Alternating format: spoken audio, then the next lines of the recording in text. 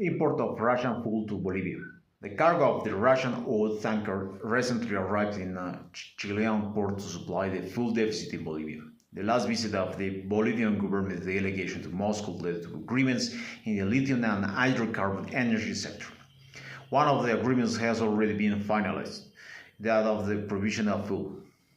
The Russian oil and gas company Lukoil, one of the largest on the planet, brought the first shipment of 366 billion barrels of diesel or 50,000 metric tons of diesel.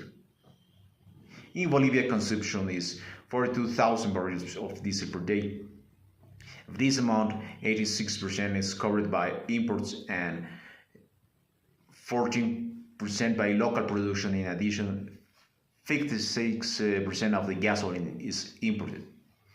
The amount of diesel Russian is equivalent to 4,800 barrels per day, which is enough for 10 days of what is imported. Regarding the sanctions exercised by U.S. state agencies on the energy sector of the Russian Federation, they include limitation on the export of Russian gas and oil, or others such as the import of technology for oil refining. Also, ways to overcome these obstacles have already been applied, such as renting flags of transport vessels on the high seas, or using a third country that literally slips the US sanctions, for example China or India, so that it can resell to the final buyer.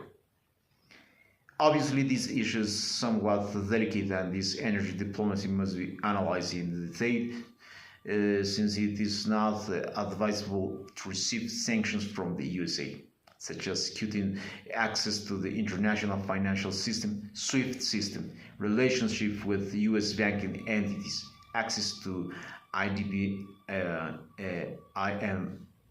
credits, World Bank, or cut off exports to the USA. There are around 700 million a year. Although a future multipolar world is envisioned with possible access to other global financial entities such as the BRICS Bank with new currencies and credit. A country with a still emerging economy like Bolivia, where it is not yet self-sufficient and self-manageable in the face of foreign attacks, China, Russia, and India are already almost self-sufficient in this sense.